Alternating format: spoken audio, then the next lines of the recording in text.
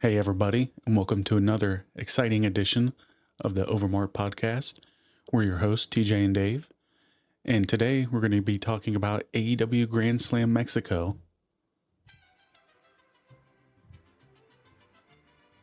And we got some wrestling news, a pusher pass segment, and like always, follow our social media at OverMark ENT. We got our Linktree in our bio. And that being said, we're going to jump right into this. So, like we said before, we had AEW Grand Slam Mexico, June 18th, 2025. It's at Arena Mexico. We don't know attendance yet. They didn't have the whole thing opened up. I know they opened up more seats than the original that they had, the closer they got, but we'll have to wait for that. And we don't know viewership either because today's Juneteenth, and apparently that's a federal holiday. So, some people got off for that. I didn't. I don't think my work would fly for that. But anyways, AEW had opened additional lower bowl seats, like we said. 23 lower level seats were available, so that's a lot. A full attendance estimate isn't available. Will be.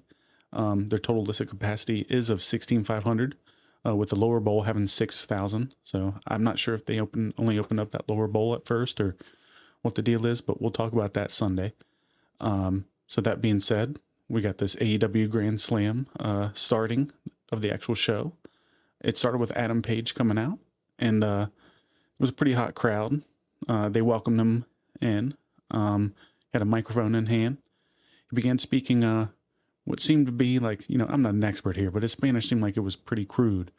But he got the point across. Would be a good explanation, but yeah, he did. Introducing himself and attempting to connect with the audience.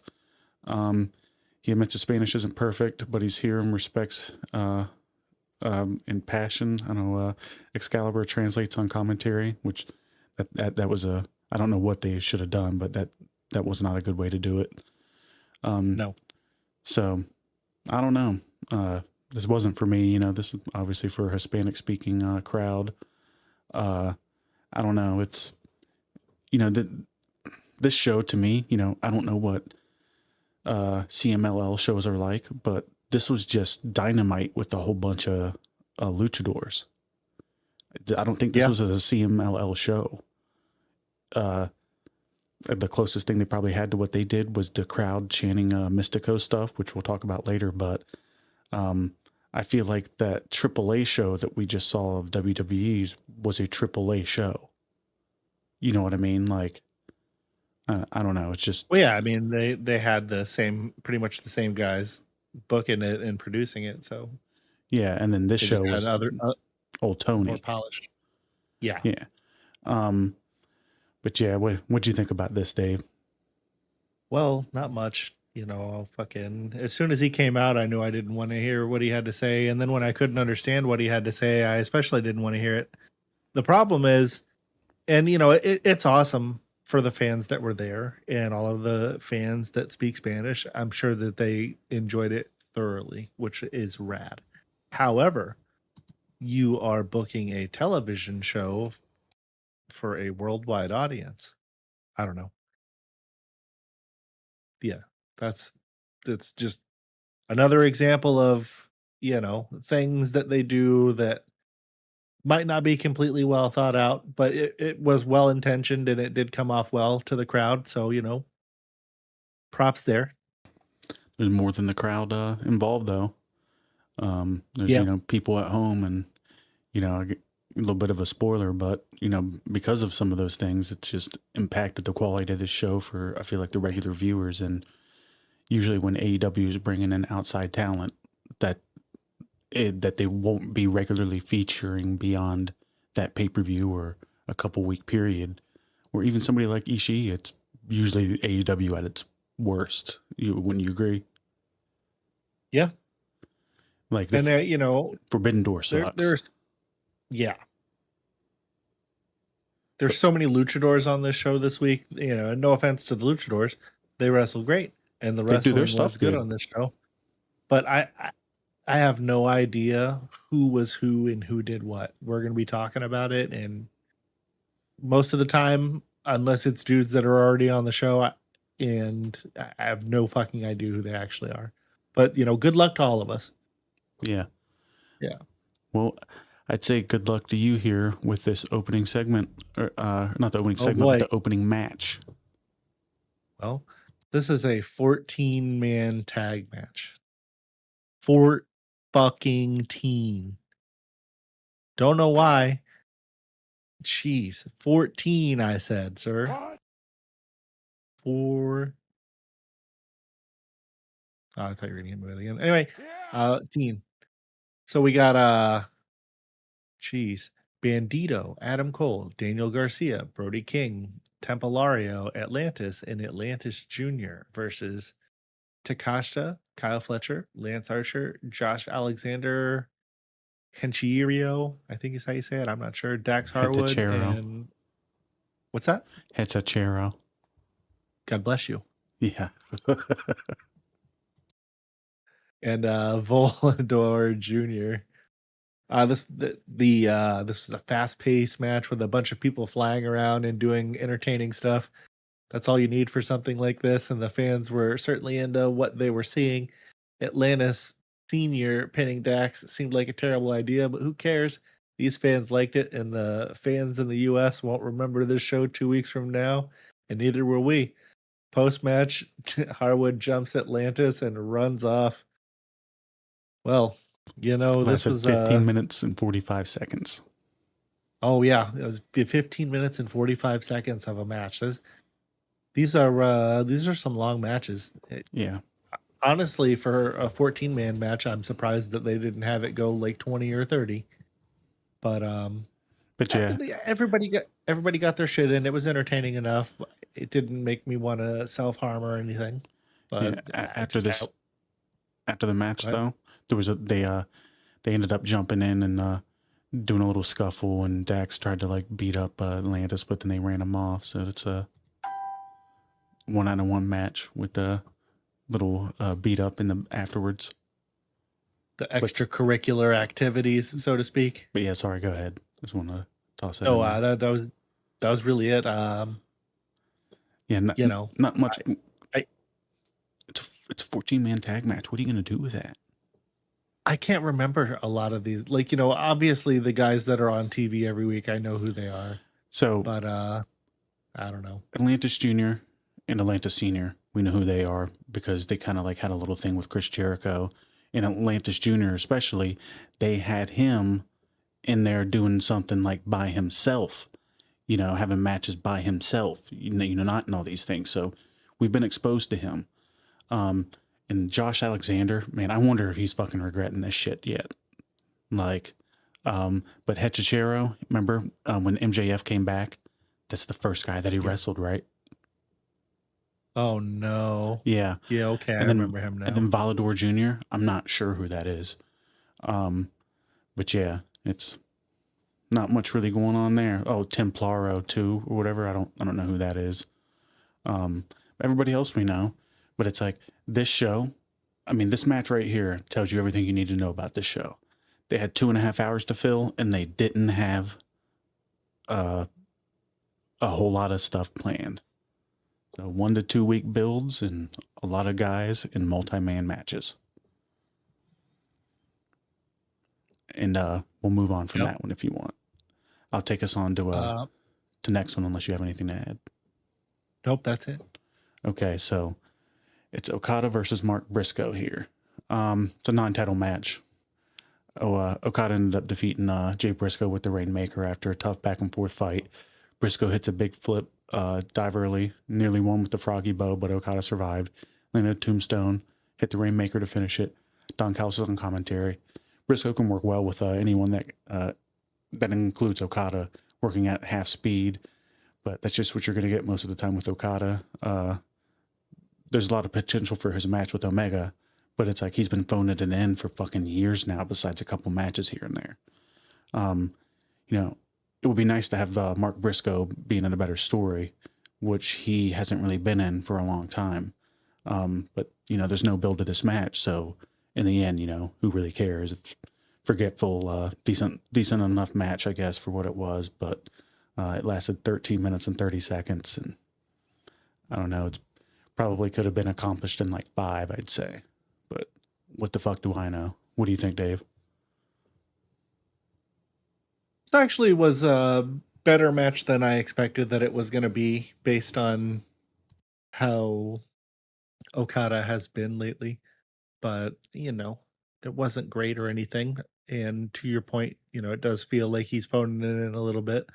But like I said, it was still better than I had expected. Maybe I have too low of expectations, but, I don't hate it. And, I like Mark Briscoe. He's I entertaining think fella. everybody does. And Mark Briscoe's awesome. yeah, I enjoy his character. It reminds me of people that I grew up with. Hell yeah. I don't know. I Well, just think that he's kind of got a different look, different promo, different wrestling skills. He's super talented.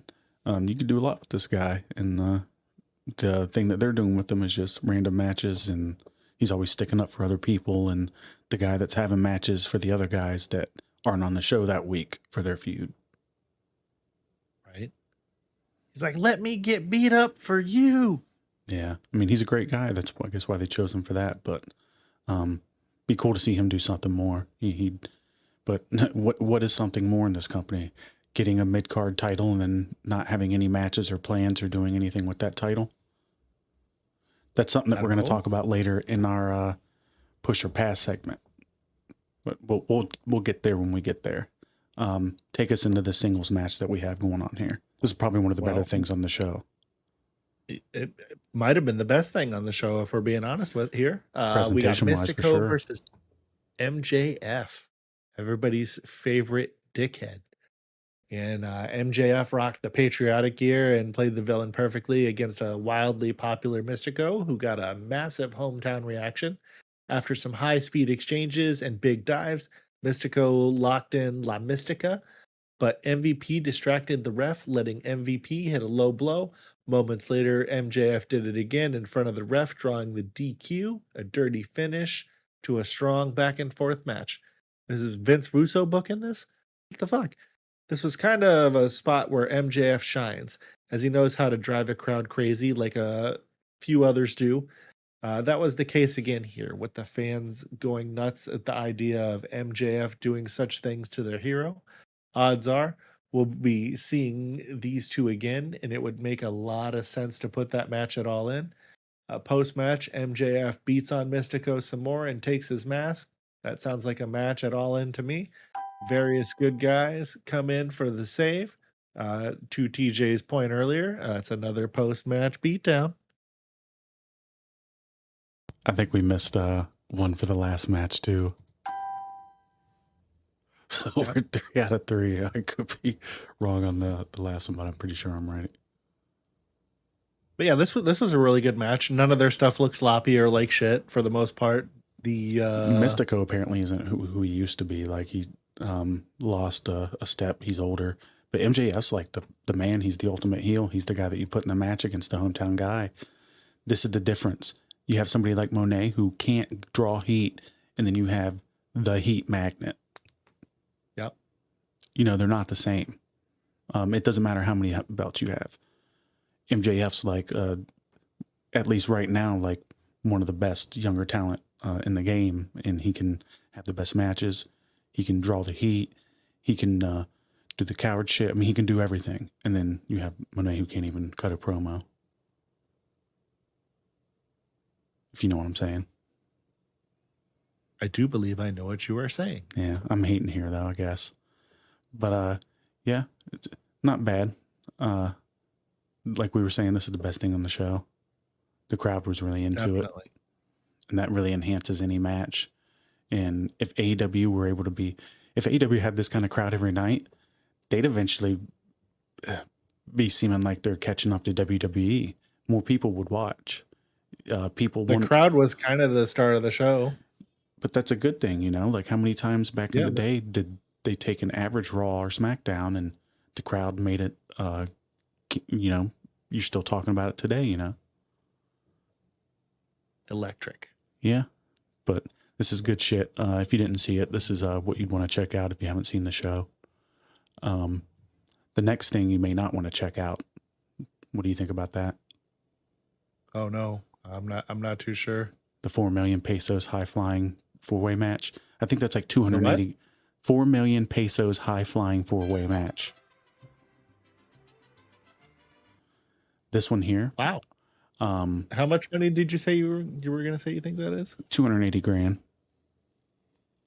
Let's Google it. Do that now. I'll start talking. But Hologram, Ricochet, Lio Rush, Mascara Dorada. With 4 million pesos on the line, the tensions were high from the start. I don't know when and why. It feels like these kind of like gimmick matches with the money popped up for Tony Khan about like 3-4 months ago. And they just show up randomly out of nowhere. And maybe he did this once or twice early on, but he didn't do it for like 3-4 years. And they just popped up out of nowhere again. And you know the guys aren't getting the money. The stakes are low. Just feels like a bullshit gimmick, you know? Yeah. By the way, $210,000. So you were pretty close. I was off by some chunk, but I guess not bad for just, somebody that's terrible at math. I mean, when you're getting up that high in dollars, yeah. 20,000. Conversion rates, conversion rates are nuts. But anyways, Rush struck a pose, drawing glares from the other three. Ricochet surprisingly teamed up with them to take control early. The alliance was short-lived. As Dorada and Hologram fought back with synchronized super kicks, the match saw a constant momentum shift. Ricochet planted Dorada. Rush dove on the Hologram, and Dorada nailed Ricochet with a running Hurricane Rana. Excuse me, I need a drink. After a series of high... Oh, I'm good. It only takes a sec. After a series of high-impact dives and near falls, Hologram ultimately hit a spinning torture rack bomb on Rush for the win. I apologize for that. Sometimes my throat just gets all dry. But yeah, it happens. You don't need to be sorry. Hologram won in 15 minutes and 55 seconds. So all the guys' matches so far have been around that much. And like, I'll be perfectly honest to you. I can't deep dive into this. This shit could not hold my attention. Like, this is like the same shit that we kind of been seeing all night. And if you just take a match that's normally on Dynamite and just toss a luchador in it, it's like, why should I give a fuck? I wouldn't care about it without the luchador, and adding him just adds some guy in it that I don't know who it is. So like, I guess this isn't for me. I really don't know, but Ricochet's great, and the little like Chuck E. Cheese guy or whatever does an alright little job. Whatever his name, Lio Rush, and I don't know about Hologram, and I don't know. I don't know. I'm shitting on it too much. It wasn't the worst match in the world from when I was, drawn into it, but it's just tough after like all these matches that aren't that interesting to keep yourself interested as much as you were the first match, Dave? I don't know. What do you Sorry, think? I got lost in the train of thought here. Man, I was checked out of the match just like I was checked out there for a second. I think that was in part because I was trying to relive that match in my head. Oh my God. The Ricochet had a pretty good outing. And yeah, I mean, all of these guys did. The in-ring wasn't bad. I mean, it's always good. I feel like we say this about AEW every episode. It's like, oh, well, the in-ring was... But I mean, the in-ring was good. These guys performed a good match. I don't know about having a Hologram win. I feel like we don't see him all that often, do we? He got hurt, and now he's just kind of back. And even since he's been back, they haven't been showing him on anything. I don't know if he's on ORH that much, but I know he's been on Collision a couple times since he's been back. But yeah, it's just, I don't know. Like, the main reason why I'm interested in Ricochet is because he can wrestle, but he's improved on his promos, and his character work's been improving since he's gotten to the show. He's had those great programs with like Swerve, and I know he's had it with a couple other people. I can't remember off the top of my head, but he's done good stuff since he's been here, and that's why I'm interested in him. Even if he wasn't as good as an in-ring worker, if you build that attachment with the fan and give somebody a reason to care about them beyond the wrestling, that will stick longer than the wrestling. Because let's just say that this guy gets old and he still can't go.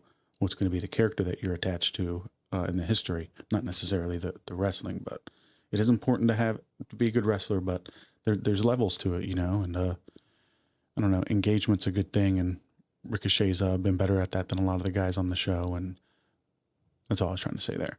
But we can talk about the CMLL Women's World Championship match here if you want to. I'll talk about it, but just if you want me to talk about it, Dave.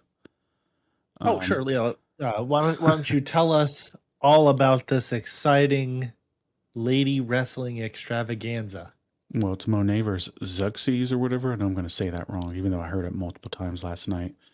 So Zuxis used her power early, but Moné fought back with a middle rope Meteora and 2 attempts at a bank statement. After surviving a slam off the ropes, Moné reversed a middle rope attack into a super small package for the win and the championship.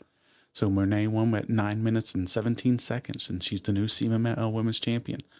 And afterwards, she had this really shocked expression on her face, like she couldn't believe it.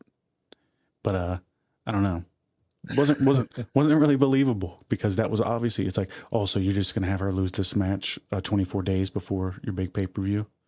Well, that's not gonna happen. So you knew the result beforehand, and I know that's wrestling and it happens, but like, don't give me the fucking shocked face. And I don't know, it's just, what is she doing? Is she a heel? Is she not a heel? Like, do you want everybody to like you? Well, that's not gonna happen. This whole thing's confusing, and I just don't understand why this top heel isn't really a heel and isn't cheating or isn't drawing any heat. And it just keeps having these very similar matches, which they're not that bad with some women, but this match was just average, and the crowd did hype it up, and she came into no reaction, left with no reaction, and that's what this match will probably be remembered for. What do you say? Yeah, that makes sense. Well, there were some bright spots in it. I can't remember them, but no, I'm just kidding. There were mostly good match. I don't know.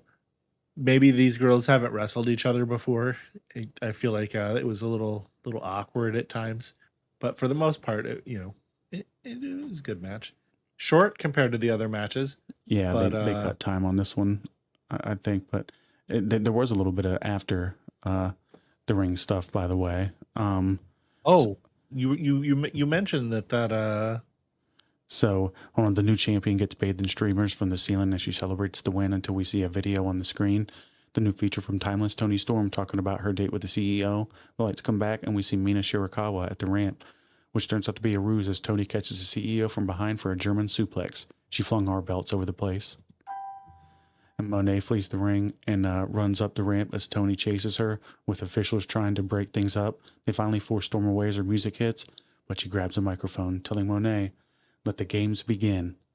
And it's cool seeing Toni, and this is the match that they're building up towards, and I don't want to go on about it too much, or I'm sure it'll be a good match, and it would just be nice if they went with the right person winning and kind of showed that even though you have all these belts, the top belt is the AEW women's belt, and she couldn't beat her for it. That should be the ending. That's right. You know what I mean? That would be awesome. Yeah, I like that ending a lot better than her getting all the belts. Yeah, they need a way to like elevate that AEW Women's Championship, and Moné's not capable of doing that if she wins it.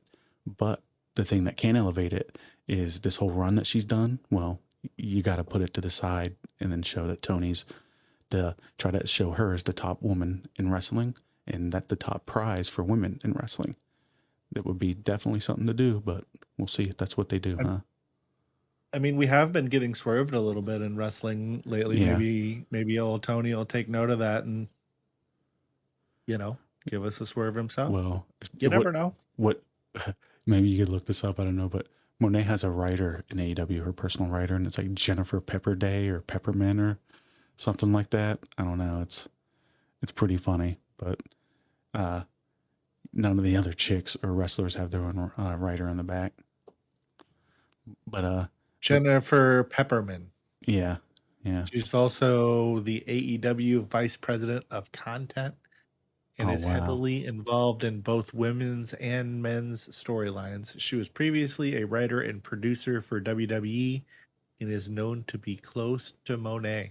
Yeah, Moné got her a job when she came there, and she was the one that she collaborates with to do her stuff. But yeah, overall, we can move on from that. We shared our opinions. No need to linger. You want to go over this 10-man tag team match here? You're getting all the big fucking multi-man matches tonight, man. This fucking sucks for you. So fucking we get this 10-man tag match, and there's a surprise entrance in it actually. No, I'm just kidding. I thought it was gonna be Nick. We got John Moxley with Matt and Nick Jackson. And Nick. So Nick is there. And then when we got Mercedes' boyfriend guy here, there, the Beast Mortos, soon to be Mr. Lawyer Guy, Esquire, the Beast Mortos Esquire, and Wheeler Yuta. Man, that guy looks like a fucking dork. And Nick. He's do something with his hair and beard. I don't know what's going on with that guy. He needs some grooming tips. And, it just looks like he wants to tell me an ancient Chinese secret, man. That's like the only thing I get from him. He looks like the only grooming tips that he's currently getting is to stay away from schools. Oh, no. What a nice guy. But anyway, they're facing Will Ospreay, Swerve Strickland, Samoa Joe, Powerhouse Hobbs, and Shibata. I can't say his first name. I'm fucking stupid. Chaos broke out early as Ospreay's dive was cut off and the Bucks controlled much of the action. Joe, Shibata, and Hobbs brought the fight back with everyone trading big moves, including an Ospreay corkscrew dive and a double Os cutter on the Bucks. Just as Strickland and Ospreay hit Chasing the Dragon on Moxley, Marina Shafir caused a distraction, letting Moxley steal the win using the tights. Tale as old as time. Dude cheating using the tights. Kind of confuses me. They've been doing that a lot lately. Even in WWE, right? They have too. And I thought the whole thing about the tights was they can't kick out, so they have to attempt kicking out, and then they don't because you have the tights. So it's like they're not doing the finish, I feel like, how it used to be done. Yeah, it's pretty goofy. So the winners of the match are Moxley, Mortos, Yuta, Hobbs, and the Bucks. And it was 16 minutes and 15 seconds that we'll all never get back of our lives. And we're here talking about it now. So it's even more time invested in this nonsense that we're not going to get back in our lives. However, I get to hang out with TJ and talk about it. So at least it's not a complete waste because, you know, TJ's pretty rad. So we're getting that in. The match itself was all right. There was a lot of entertaining shit in it. But I don't know what that noise means, right?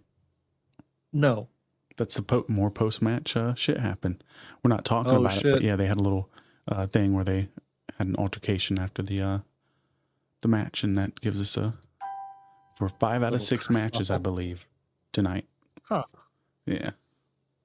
It's almost like there's a lack of originality with some of this booking going on. Oh, shit. That is correct. I got the good boil. Yeah.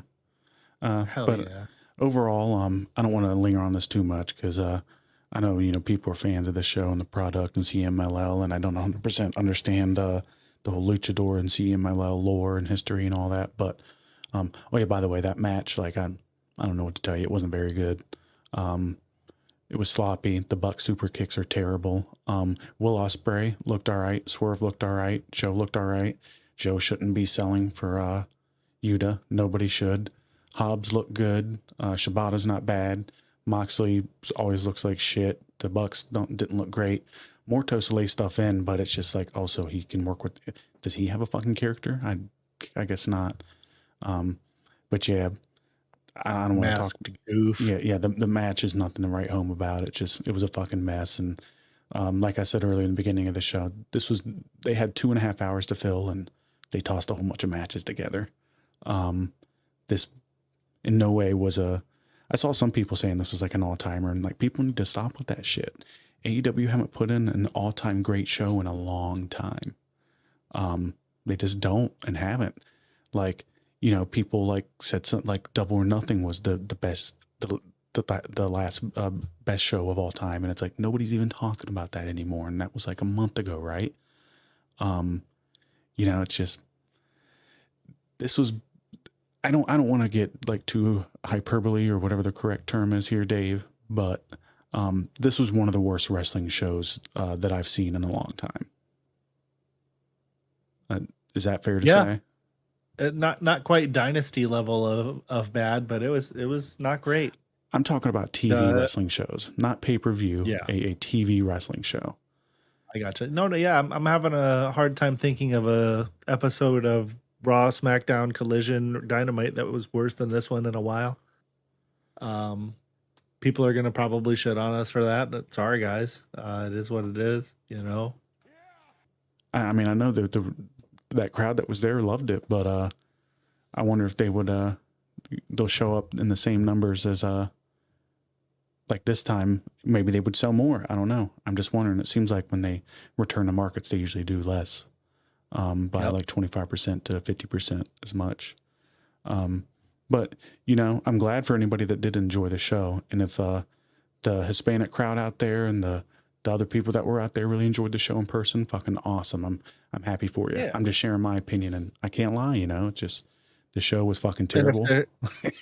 If there's something that our dumbasses are missing, you know, let us know. Maybe there's something that you can unlock in our brains for us in respects to what we're missing here. We're not opposed to that. Yeah, that'd be awesome. I'd love to have more wrestling to enjoy instead of shit on. Though shitting on wrestling is fun too. You know, it's funny when we started speaking before we go on. When we first started this, we're like, oh, we're gonna try to not actively shit on stuff, and now it's like we're just actively shitting on stuff all the time. Oh well, sometimes you got to shit on stuff, I guess. Yeah, but I'm gonna finish shitting on this, and we can move on. But yeah, this show is just this showed you how great MJF was. Mercedes Moné really they got to move on with that. It's detrimental to the show's entertainment value.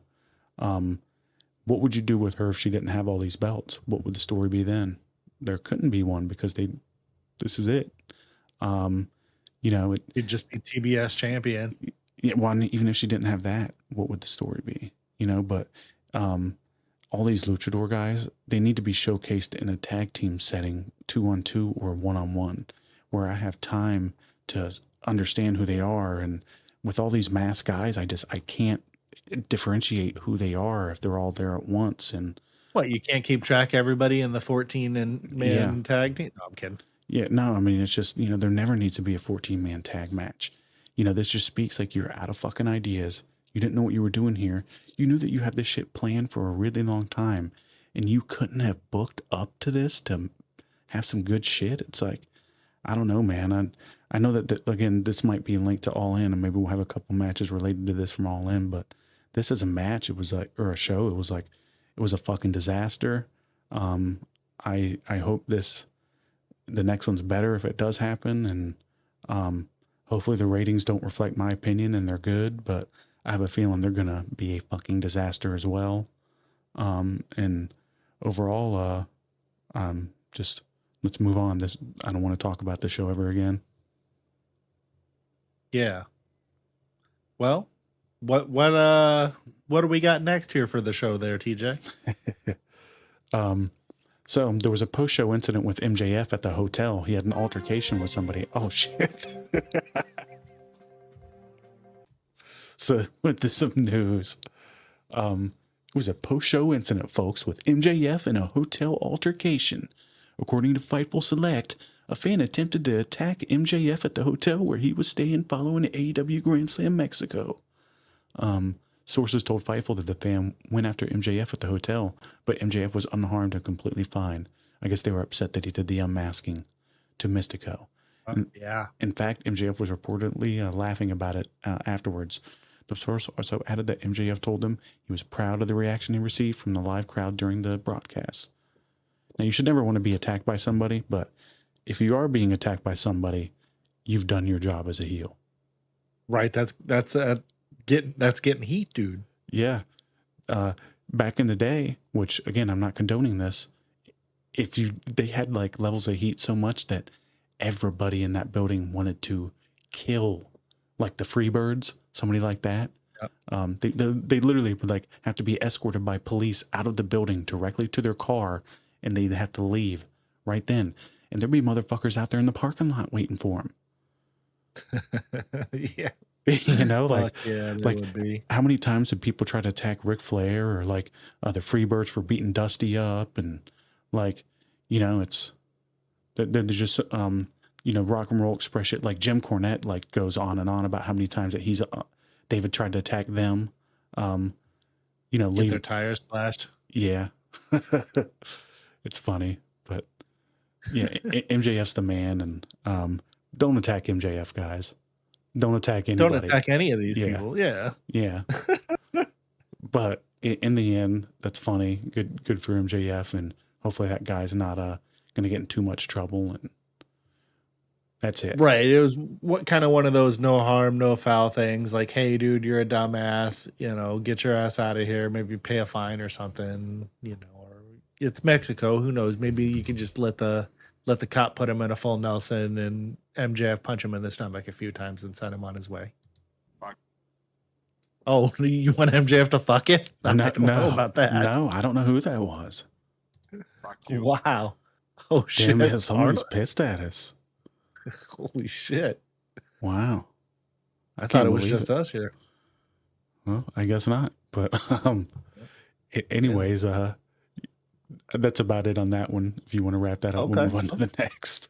No, unless you had anything to add. Well, we have a little bit of Bryan Danielson news after the show went off the air last night. There was a segment with Blue Panther, and he was attacked following the match. And Bryan Danielson, who was there, of course, for the event, made a surprise appearance. He directed several luchadors to assist Blue Panther, and then entered the ring himself and delivered the Busaiku. How the fuck do you say that one? Busaiku knee? Busaiku. I've heard it a million times, but I never say it. To one of the heels helping to clear the ring. The big thing about this is Bryan Danielson's first physical action in a wrestling ring since his reported retirement against Moxley at WrestleDream in 2024. He has or had not been medically cleared to wrestle since then due to the neck issues that he had that echo the problems that led to his first retirement in WWE. While he has remained active with AEW, this moment shocked the live crowd in Mexico City. No official update has been given. I can't talk tonight. I don't know what the fuck my problem is on whether his medical status has changed or not. I imagine maybe if he's just going out there and throwing a knee. I saw him give an interview recently where he said he isn't cleared. Well, he's probably not cleared. Yeah, then he said something like,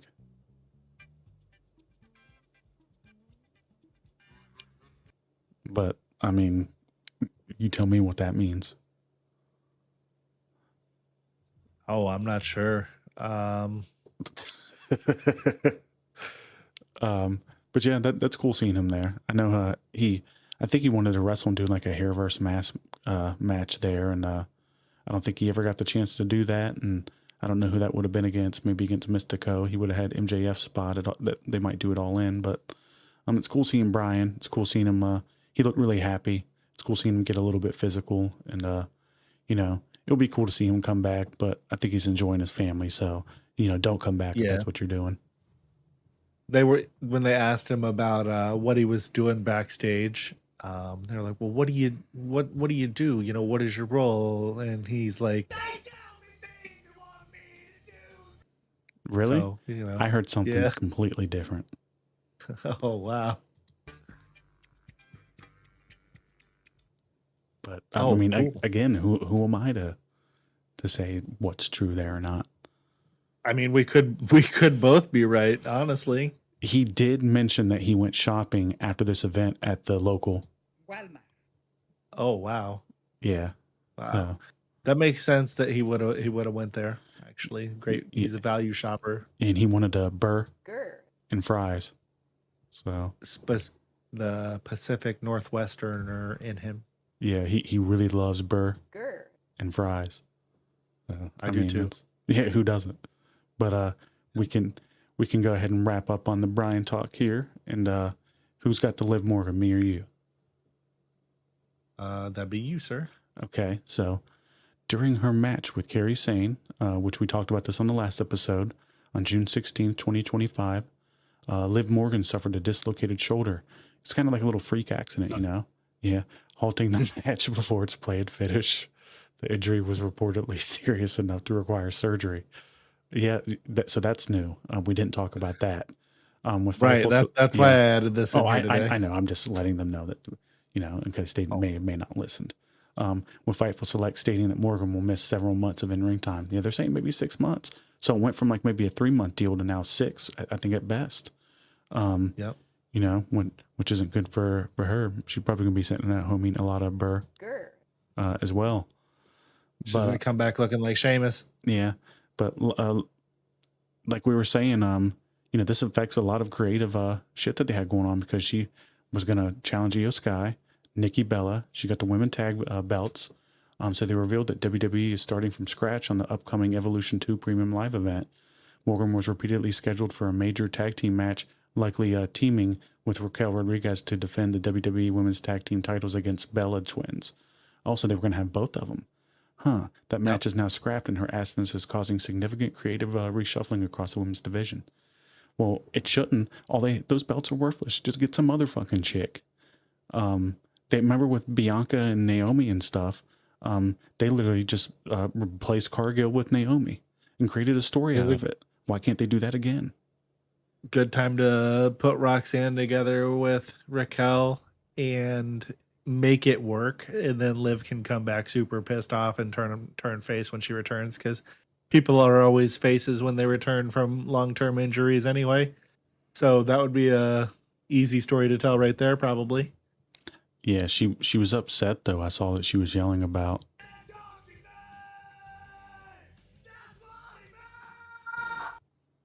Oh shit, she got swatted. That's not good. Yeah, they ended up swatting her. But yeah, they didn't actually do that, everybody. Holy shit. We have Morgan had interacted with Women's World Champion Io Sky on Raw recently, possibly hinting at a feature title match now derailed. A potential feud involving Nikki Bella and possible involvement from Roxanne Perez, who has been orbiting Judgment Day, may also be affected. Yeah, I mean, they had her fucking wrapped up. Man, some chicks don't have any fucking storylines in that show. She had like 5, or more. And then she does have an injury history. She suffered a similar shoulder injury in 2023, which led to a labium tear and sidelined her for roughly 6 months before returning in 2024. Labrum. I thought you said something else. I did. This new injury is expected to require similar downtime. So, you know, that sucks. You know, if she's on her like Xbox playing Halo while she's rehabbing, she might. Oh wow. Yeah, then. Yeah, she'll definitely hear that if she's online gaming. Yeah, for sure. But you know, it stinks. Maybe she'll get into one of the popular chat programs and she'll be like, yeah, she might. might hear about all the that's going on. But you know, seriously though, it sucks. You know, she was one of the better chicks that they had, and it was cool that, you know, they always had something going on for her. And you know, hopefully she gets better soon and beats the 6 months back. And I know there's not too much more that you can add to that. And but she needs to go to the John Cena doctor of recovery, you know, steroids. However he came back super fast. Yeah, steroids. I mean, maybe. Yeah. Well, I mean, you can take them if you get a doctor's prescription. Really? Yeah. I mean, why wouldn't you? Yeah, that's true. They do have steroids that you can take legally. So, I mean, if the doctor prescribes it to you, it's fine, right? There's nothing wrong with it. No, you're right. Could possibly be. Steve Austin had a whole bunch of those. Right. You know, for his neck. Yeah, and so did The Rock and a whole bunch of those guys. Yeah, they did. Well, you know, I think that probably about does it for the news today, you know. We'll maybe have some news the next episode. I don't know. Yeah, we might. Yeah. Depends on what happens, if there's anything to talk about or not. I think on the next But episode that there might be a chance that we might have a special guest. My Uncle Tom. might show up. oh shit. Hell Yeah. yeah. But That'd be cool. yeah, Uncle Tom. is a really nice guy. I've known him for a while. He is. He is. Well, why don't you take us into the next segment in honor of your dear uncle? All right, so we you got to stop with this shit, man. You're cracking me up today. But all right, time for another rousing segment of push or pass, where we pick one wrestler getting a spotlight or a major push, and we decide, are we in, or is this a waste of TV time? The episodes feature Daniel Garcia. Yeah, I don't know. I'm sure if you heard me on this show before, you probably know that I'm not going to have anything too good to say here. He just comes out wearing those stupid fucking tracksuits, and they had him with FTR. Like, you know, they thought he treated him like a son, and they still look at him like a son. But I don't. Did he ever end up getting over on him there? He just has that stupid fucking look about him. His chest always looks like it's fucking got like grease mixed up in it. He's got that stupid fucking dance. They gave him the TBS, or is it the TNT? Which one's the guys? It's the TNT one, right? They gave him the TNT. They gave him the TNT title, and it didn't elevate him. He didn't elevate it, and that's not necessarily his fault. It's just the shit they had for him. They never had plans for the people that have that title. Look at Adam Cole. What did they have for him with it? What did they have with a lot of guys? Remember, Scorpio Sky had a coming out and being on commentary every week. Yeah, at least they had him doing that. Daniel Garcia wasn't even doing that, but remember, Scorpio Sky had a purple TNT championship, but I mean, that's beyond the point. Yep. Yeah, they just, I don't know, man. This guy fucking sucks. I'll put him on the same level as all the other guys on the show that look like they should be changing oil. Like him and Daddy Magic might want to invest in a fucking Quaker State or Jiffy Lube, and they might be able to make a good living at that. It looks like they'd be the fucking mans at it, and I don't know, because he's not out there cutting promos I want to hear, and his matches are just always like, you know, some guys have like 5 matches of doom, and I'm not going to say that he hasn't had a good match before, but some guy has to have like the 5 moves of doom. Well, like, I don't even know what the fuck his are, but he's got them, and his match is just always the same, and there's just never any intrigue that he has going on. And when he really gets passionate about something, he just kind of sounds like some moaning bitch, and I don't know. I'm not into it. I'm going to pass. What about you?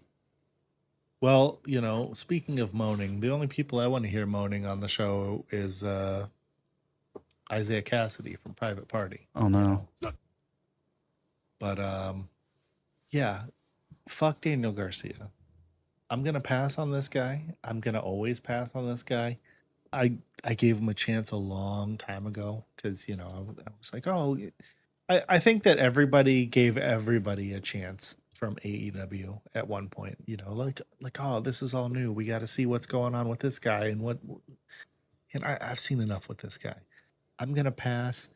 Would probably, you know, the only push that this guy should be getting is you push him on down to the Ring of Honor roster and bring up like Athena or somebody that's better from there that isn't getting TV time. There was a time where Kyle Fletcher and him, I feel like, were in the same position on the show in the same talent level, and Kyle Fletcher eclipsed him by like every measure.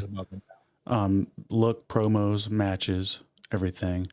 There was a time where Daniel Garcia, his contract status ran out. And I think it was right when he lost his TNT title, or towards the end of that. And people were acting like, oh, is he going to sign with AEW or sign with WWE? And it's like, well, has WWE even shown any fucking interest? And if they have, it would probably be for 1/4 the amount of money that Tony would be willing to pay him. Then I remember people congratulating him like it was some kind of big deal. And it's just like, the quality of the show, I feel like, would only fucking improve. But the problem is Tony will replace Daniel Garcia with some other fucking goof. So really would it improve? I don't know. But he was never going to fucking go to WWE. There's no interest in him. He might be able to make more money on the indies than he would in WWE for a short, like maybe a year or so till his thing wears off. But the dance sucks. He's just, you see the people around him that were there at the same time, that were at the same skill level, and they've all fucking eclipsed him. He's stagnant, and I don't know. It would really help if he fucking at least worked out a little bit. You know, just that looks really tough to fucking get over. I don't even like his physique has not changed since whenever the fuck he got there. And like you said, Kyle Fletcher, it looks like an action figure now compared to what he used to. Yep. It's strange. It's just you can see who is clearly putting in more effort. Yeah, I was watching the show with Uncle Tom. last week, and he doesn't like Daniel Garcia very much either. Uncle Tom. Says that he looks like a weak POS and Uncle Tom. left when Daniel Garcia showed up. So that tells you what he thinks about him. Yeah, he said that his opinion of Daniel Garcia was that which I think so too. He said that he couldn't draw that with a crayon. That's right. That being said, we're both passing. Yep. We're both passing on old Garcia. I know we ran a little bit, but fuck him. And we're going to move on from that segment. Yeah, exactly. That'll be it for this episode here, right? Yeah, that sure will be. But don't worry, we'll be back with another one here on Sunday. Yeah. Talking about SmackDown and Collision. This is the first collision on Saturday in 2 weeks. Yeah, hopefully it's a little bit more watchable than this last Wednesday. My God, holy shit! Is it in Mexico as well? They ended up they had Collision there as well, so it's already been recorded there, right? They probably fucking taped it there the same night. I don't know. I honestly didn't look into it. I think it actually set up at the top. I could be wrong, but I'm pretty sure it was Let's check real quick. We'll keep filling the air while we're checking here. I'm going to this lovely website here, WrestleView.com. So when it's funny, like when Uncle Tom ended up walking away after Garcia popped up last week, he ended up like he eats oranges and he was like throwing them at my fucking window and shit when he walked away, and it upset the dogs a lot. He's like, that boy ain't at all. But I mean that. I don't know. I'm not seeing it on here. Whatever. I don't think they'll find out Sunday from us. Yep. That's right. Or they'll find out Saturday if they watch it. You know. Yeah, I guess that's a good point. Either way, they'll find out. Yeah. You're gonna know. Yes. But until then, don't forget to go follow us on all of our social medias at OverMark ENT. Thanks for listening to this episode of Overmaniacs. We'll see you guys next time. TJ, thanks for the fun episode. Sorry that everything sucked for wrestling for this episode. Hopefully next time will be a little bit more enjoyable for us to have things to talk about. I don't know. I had a lot of fun here. This is one of the funnier episodes I think we did. But yeah, like always, thanks for listening, guys. Like and sub. Check out at OverMark ENT. Just tell everybody about us that you know, and we'll give you a nice hearty bowl of appreciation. And that being said, we're out of here. Have a good one. We'll see you Sunday. Take it easy. Later.